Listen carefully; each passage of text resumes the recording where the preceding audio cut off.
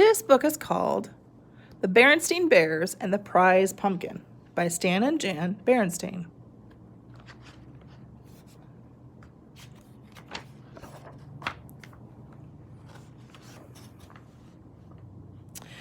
Pumpkins are just like everything else in nature, said Papa Bear as he and the cubs finished weeding the pumpkin patch. No two of them are exactly alike. That's for sure, agreed Brother Bear. Look at that funny flat one and that lumpy one over there. Then there was the giant, which is what Papa had named the one that just seemed to be getting bigger and bigger and bigger. Why is it that no two things are exactly alike? Asked Sister Bear. It's just the way nature is, answered Papa. Time to wash up for supper, called Mama Bear from the treehouse steps.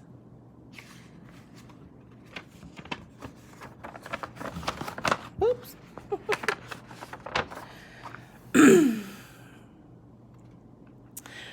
What about Queenie McBear's twin brothers? Asked Sister. They certainly look a lot alike, said Papa. But I've noticed that Mrs. McBear can tell them apart quite easily. In you go, said Mama, shooing her family into the house.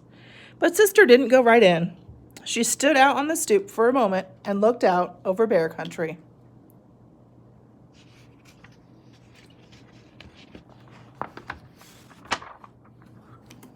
It was well into fall, so the days were getting shorter. Halloween had come and gone. Pretty soon the bears would start thinking about Christmas. But right now, bear country was aglow in the setting sun. Farmer Ben's well-kept farm looked especially fine, with its baled hay, its corn stalks, and pumpkins casting long shadows. I guess nature is pretty amazing, Sister said as she looked out over the beautiful scene. It's the most beautiful thing there is, said Mama. Come on now, in you go.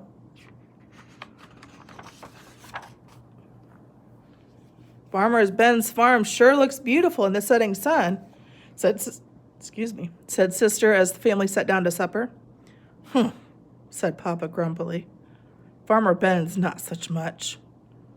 Not such a much, said Mama. Why, Ben's one of the finest farmer in bear country, and besides, he's one of your best friends.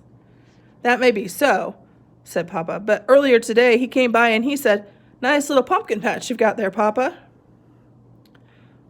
What he said is true, said Mama, especially compared to his fields and fields of pumpkins.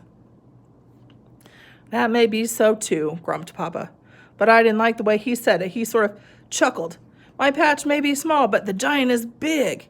It may be the biggest and best pumpkin in all of bear country. What do you think about that?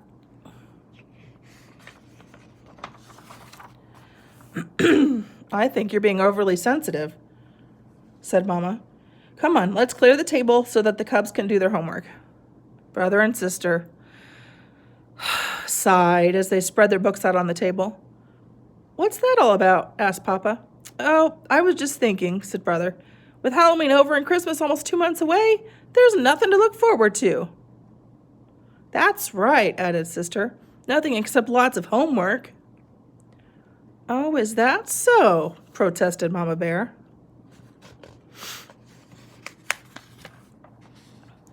It just so happens that there's something very important to look forward to, a very special holiday called Thanksgiving. That's when we give thanks for all the wonderful... Your Mama's absolutely right, interrupted Papa. He pointed to the notice in the evening paper. It said, Don't forget this year's Thanksgiving festival. Entry blanks for the big pumpkin contest available at City Hall. Thanksgiving is a very important holiday, especially this year, because we're going to enter the giant in the pumpkin contest and beat the pants off Farmer Ben. But Papa, he's a professional, said Brother. He's won the contest 10 years in a row. All the more reason to teach him a lesson. Come on. Let's go out and check up on the next heavyweight champion of bear country, he said.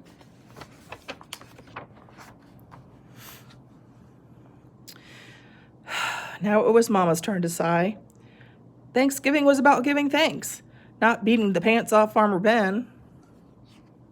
Isn't it a beauty, said Papa after they admired the giant.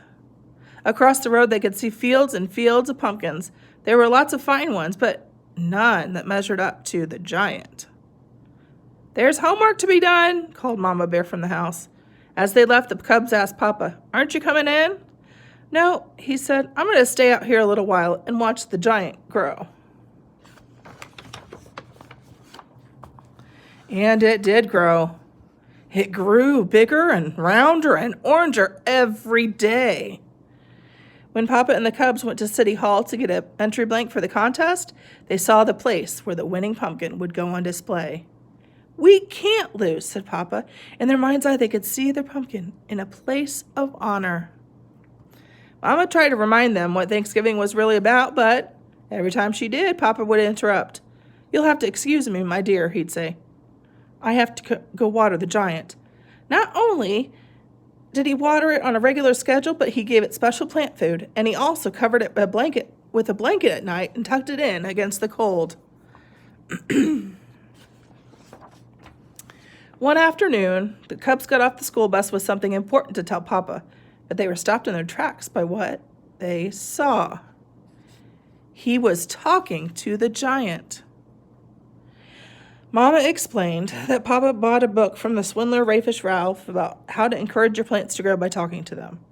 Well, said Brother, I don't suppose it can do any harm.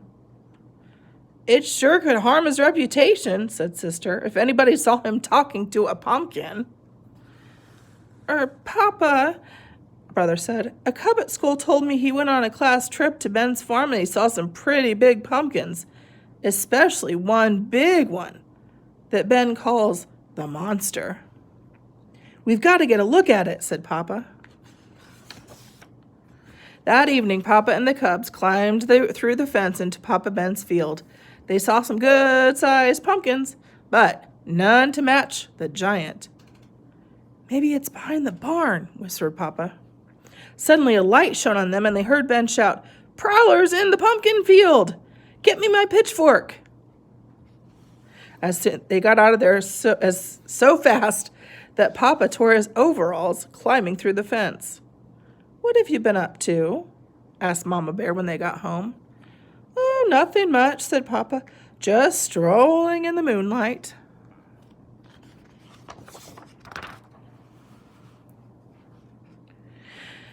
The weekend before Thanksgiving arrived, and it was time for the big festival. The Bear family was there and had gotten there just in time.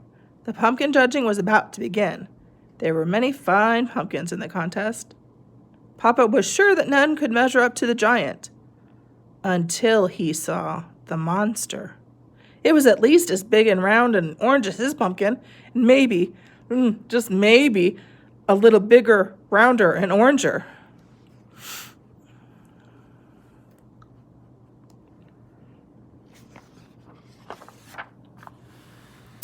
The bears waited nervously while the judges studied, measured, and weighed, and then studied, measured, and weighed some more.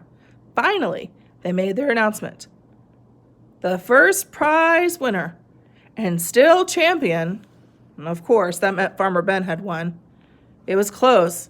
It turned out that Ben's monster was just a little bigger, rounder, and oranger than Papa's giant. But that wasn't the worst of it. The giant didn't even come second. A beautiful pumpkin grown by Miss McGriz won second prize. The giant came in third. Papa and the cubs were crushed and very quiet as they pushed their third prize winner home. It wasn't until they reached the crest of a hill that overlooked Bear Country that Mama decided to have her say. I know you're disappointed, but third prize is nothing to be ashamed of. Besides, Thanksgiving isn't about contests and prizes. It's about giving thanks.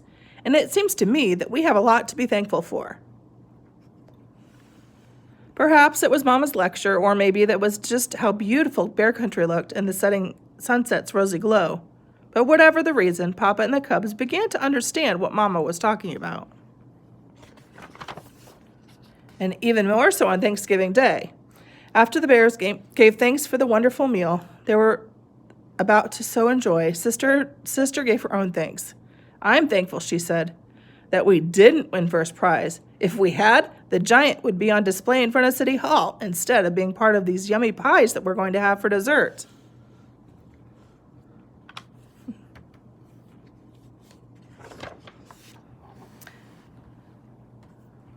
As the laughter faded and the bears thought about the blessings of family, home, friends, and neighbors, they knew deep in their hearts that there was no question about it. Indeed, they did have a great deal to be thankful for.